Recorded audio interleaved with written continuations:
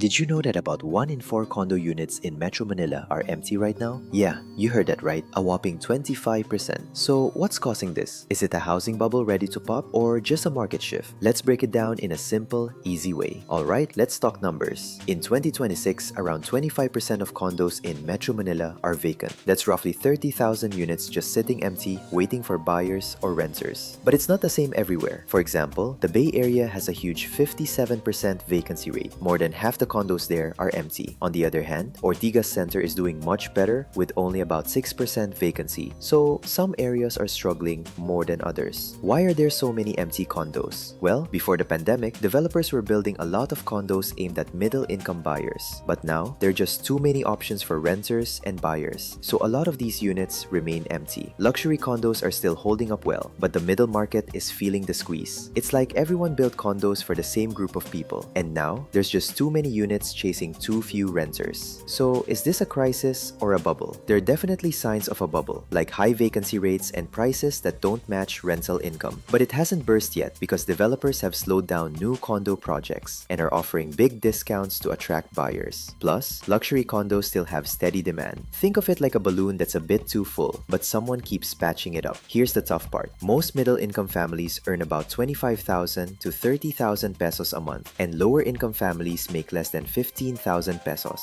But renting a mid-range condo costs between 20,000 pesos and 35,000 pesos a month. That means many families can't afford to live in the city and have to move farther out. Land prices in the city have gone way up, making affordable housing harder to find. In fact, a 2025 Gallup survey said the Philippines has the most unaffordable housing market in the world. One big reason the bubble hasn't popped is because of OFW remittances, money sent home by Filipinos working abroad. This steady cash flow helps people pay their mortgages and keeps the market stable. Without it, things could be a lot worse. If you're thinking about investing, the best bets are luxury condos in prime areas like Ortigas. There are also some good deals in the secondary market from sellers who need to sell fast. But be careful with mid-income condos, especially in places like the Bay Area where there's too much supply. It's like shopping at a clearance sale. Lots of options, but you have to pick wisely. Let's add some fresh data to understand the market better. Experts predict that the condo vacancy rate in Metro Manila will peak at around 25% in 2026, driven mainly by unsold mid and lower mid-income units. There are over 30,000 unsold ready-for-occupancy condos, competing for a limited pool of renters and buyers. Prices are growing very slowly, only about 1.9% year-on-year nationally, the slowest since 2016. In some luxury areas, prices have even dropped slightly. Developers are trying to attract buyers with big discounts, sometimes up to 50% off for spot cash payments and flexible payment plans. This has helped reduce cancellations and backouts. However, the market is still fragile, and absorption of new units is slower than before the pandemic. So, to wrap it up, the Metro Manila condo market is facing a big challenge with lots of empty units, especially in the middle-income segment. It's not a crash yet, but the market is fragile and needs careful watching. If you're thinking about investing in condo units, maybe focus on prime locations and be smart about timing. If you found this helpful, please give it a thumbs up, share it with your friends, and don't forget to subscribe. Thanks for watching. See you next time.